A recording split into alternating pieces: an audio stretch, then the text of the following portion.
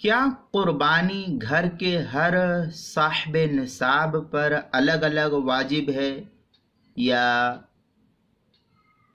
پورے گھر کی طرف سے ایک قربانی کافی ہے؟ اس کا شرعی حکم کیا ہے؟ اس کی تفصیل۔ چنانچہ اللہ تعالی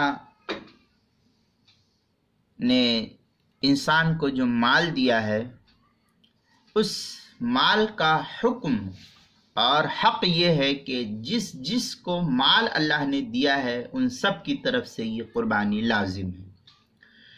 قربانی صرف گھر کے مالک ہی پر نہیں ہے کہ مالک نے کر دیا، باپ نے کر دیا، سارے بچوں کی طرف سے کافی ہے، ایسا نہیں ہے، بلکہ گھر میں رہنے والے ہر صاحب نصاب اور جس کو اللہ تعالیٰ نے استطاعت دی ہے، مال کی وسعت اور فراوانی دی ہے اور مال دیا ہے، ایسے شخص پر الگ الگ قربانی لازم ہے۔ باپ کے کر دینے سے بیٹے کے ذمے سے قربانی ادا نہیں ہوگی۔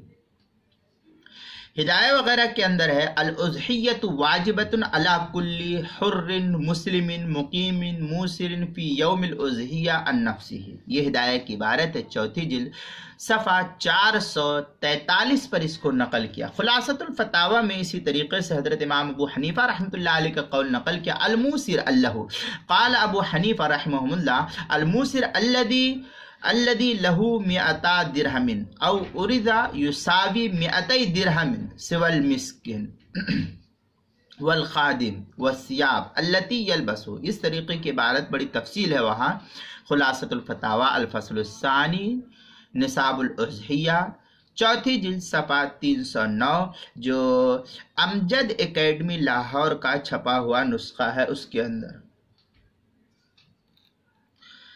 آگے فتاوی ہندیہ وغیرہ کے اندر ہے وَأَمَّا شرائط الوجوب منها اليسار هو ما يتعلق به وجوب صدقة الفطر دون ما يتعلق به وجوب الزکاة والموسر في ظاہر الرواية من له 200 درہم او 20 دینارا۔